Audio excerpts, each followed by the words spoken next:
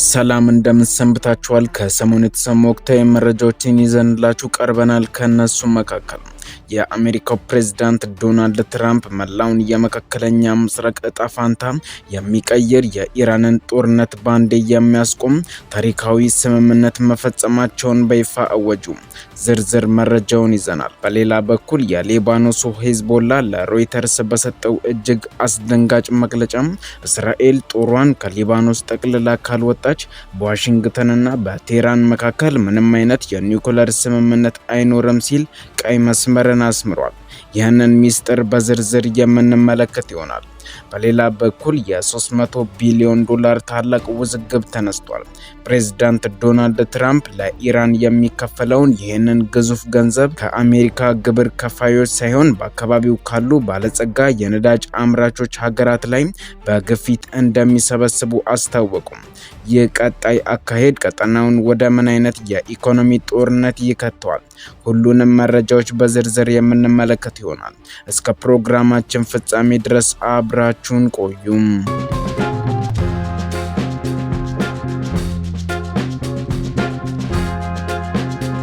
በቅድሚያም ከሰሞኑ ከመካከለኛው ምስራቅና ከዋሽንግተን የወጡ መረጃዎች መላው ዓለምን በከፍተኛ ድንጋጤና ባለመረጋጋት ውስጥ ጥለውታል። የአሜሪካው ፕሬዝዳንት ዶናልድ ትራምፕ ለወራትና ለዓመታት ቀጥሎ የነበረውን መላውን ቀጠና ወደ ታላቅ እልቂትና ወደ ሶስተኛው የዓለም ጦርነት እየመራ የነበረውን የኢራንና የክልሉን ጦርነት የእሳት ራት ባንዴ የሚያስቆም ይፋዊ ስምምነት ላይ መደረሱን በይፋ አውጇል። ስምምነት በድንገት የተከሰተ ሳይሆን ከህዝብ እይታ ርቀው በድብቅ ይካሄዱ በነበሩ ከፍተኛ የዲፕሎማሲያዊ ድርድሮች የተወለደ መሆኑም ታውቋል። ፕሬዝዳንት ትራምፕ እንዳስታወቁት የዚህ ታሪካዊ ስምምነት ሙሉ ዝርዝርና የውስጥ ደንቦች በቅርቡ ለዓለም አቀፉ ማህበረሰብ ይፋ የሚደረጉ ሲሆን ይፋዊውና ታላቁ የፊርማ ስነ ስርዓት ደግሞ የፊታችን አርብ በዓለም አቀፉ የዲፕሎማሲ ማዕከል ጄኔቫ ከተማ በታላቅ ድምቀት ይከናወናል። ይህ የትራምፕ ፈጣን እርምጃ የዓለምን ፖለቲካ ሙሉ በሙሉ የለወጠና ለብዙዎች እፎይታን የሰጠ ቢመስልም በቴል አቪቭ በኩል ግን የተቀጣጠለው እሳት ገና እንዳልጠፋና ይልቁንም አዲስ የጦርነት ስልት እየተቀነባበረ መሆኑን የሚያሳዩ ምልክቶች እየታዩ ነው።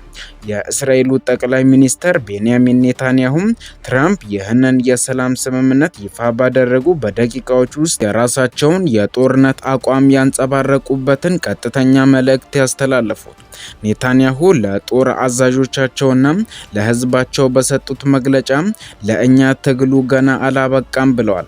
ይህ መግለጫ ዋሽንግተንና ቴህራን ለመታረቅና የጦር እሳቱን ለማጥፋት ቢቃረቡ እንኳን እስራኤል የራሷ የሆነ ከአሜሪካ ፍላጎት ውጪ የሆነ የተለየ ወታደራዊና ስትራቴጂካዊ አጀንዳ እንዳላት በግልጽ ያሳየ ክስተት ሆኖም ተመዝግቧል።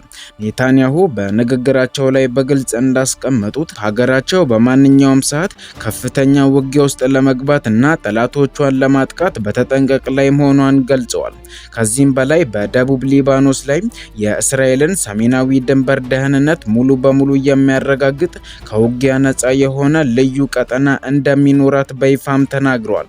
ይህ ማለት ግን በደቡብ ሊባኖስ ምድር ላይ የሂዝቦላ ታጣቂዎች እንዳይንቀሳቀሱም እስራኤል የራሷን ቁጥጥርና የወታደራዊ መገፋፋት ስልትን እንደምትጠቀም የሚያሳይ ሲሆን ይህም በቀጠናው ላይ የረጅም ጊዜና አዲስ መልእክት ያለው ውጥረትን እንደሚፈጥር ትልቅ ማሳያ ሆኗል።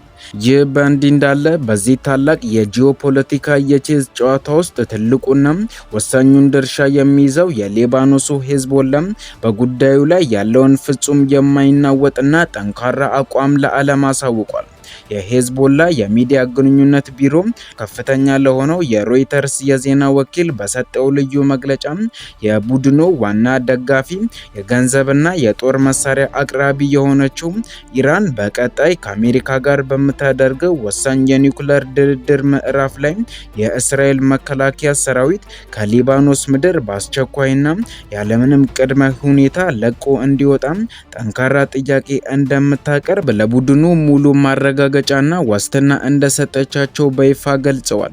ይህ እጅግ ሚስጥራዊ መረጃ ይፋ የሆነው ባለፈው አርብ በቴህራንና በዋሽንግተን መካከል የተፈረመውን ታሪካዊና አነጋጋሪ የመግባቢያ ሰነድ ተከትሎ ነው። በሚቀጥለው የሁለት ኃያላን ሀገራት ውይይት ላይ የእስራኤል መከላከያ ሰራዊት ከሊባኖስ ሉዓላዊ ምድር መውጣት የድርድሩ አንዱ ዋነኛ ውጤትና ስምምነት እንጂ ውይይቱን ለመቀጠል ወይም ለመጀመር እንደ ቅድመ ሁኔታ እንደማይቀርብ የሄዝቦላ ከፍተኛ አመራሮች በዝርዝር አብራርተዋል። ይህም ማለት ድርድሩ ይቀጥላል፣ ነገር ግን በመጨረሻ እስራኤል ካልወጣች ስምምነቱ ዋጋ አይኖረውም ማለት ነው። ነገር ግን ሄዝቦላ ለሮይተርስ የሰጠው አስተያየት እጅግ የጠበቀና ቁጣ የተሞላበት እንዲሁም ለአሜሪካም ሆነ ለእስራኤል ከባድ ማስጠንቀቂያን ያዘለ ነው።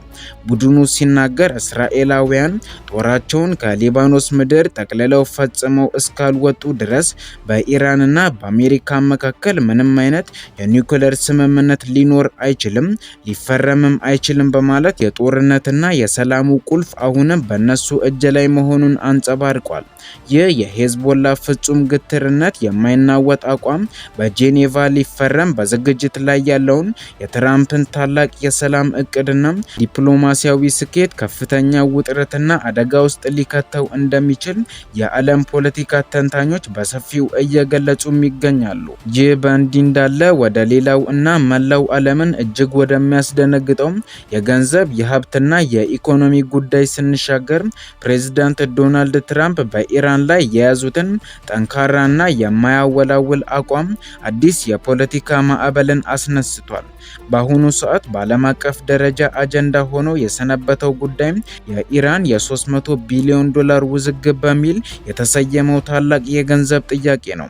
መላው ዓለምን ያስደመመውና የብዙዎችን ቀልብ የሳበው ጥያቄ ይህንን እጅግ ግዙፍ የሆነ የ300 ቢሊዮን ዶላር ለኢራን ማን ይከፍላል የሚለው ወሳኝ ነጥብ ነው።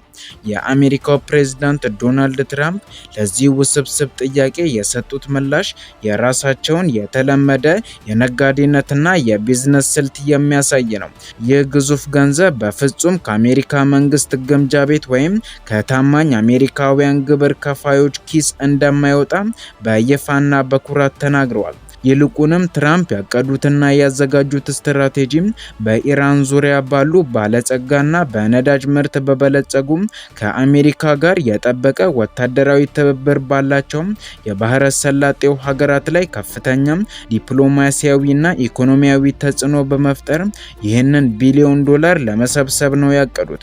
ይህ አካሄድ አሜሪካ የራሷን ሳንቲም ሳታወጣ የሌሎችን ሀገራት ሀብት በመጠቀም የራሷን ቀጠናዊ ሰላምና የበላይነት ለመግዛት የምታደርገውን ትልቅ የፖለቲካ ቁማር ተደርጎም ይወሰዳል። ይህ በእንዲህ እንዳለ ከጄኔቫ ዲፕሎማሲያዊ ጠረጴዛ ጀርባ በደቡብ ሊባኖስ ተራሮች ላይ እውነተኛውና እጅግ አስፈሪ ወታደራዊ ሽኩቻ በተጠናከረ መልኩ እየቀጠለም ይገኛል።